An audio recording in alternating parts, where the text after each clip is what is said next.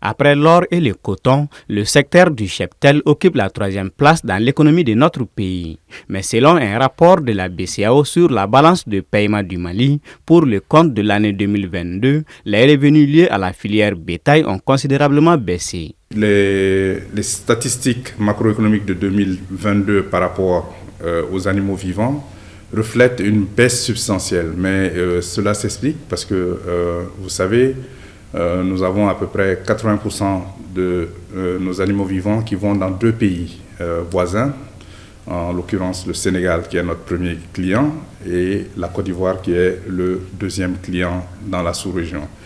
Et comme vous le savez, l'année d'avant, notre pays avait été frappé de sanctions et évidemment cela a quand même amené une restriction des exportations, mais aussi des importations, puisque notre pays était sanctionné et des décisions avaient été prises de part et d'autre par rapport au flux des échanges commerciaux.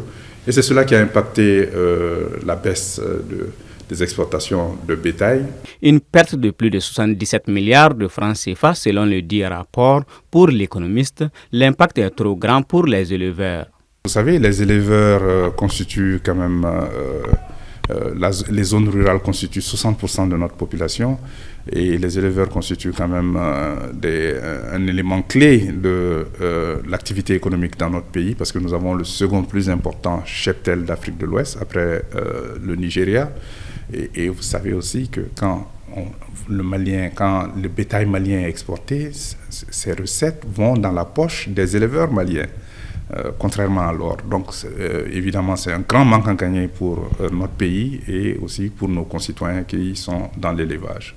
Pour rappel, la campagne nationale de vaccination du cheptel, lancée le 17 décembre dernier, vise plus de 76 millions de têtes avec 14 millions de doses de vaccins. Objectif, renforcer la productivité en faisant du secteur le moteur de développement économique et social du pays.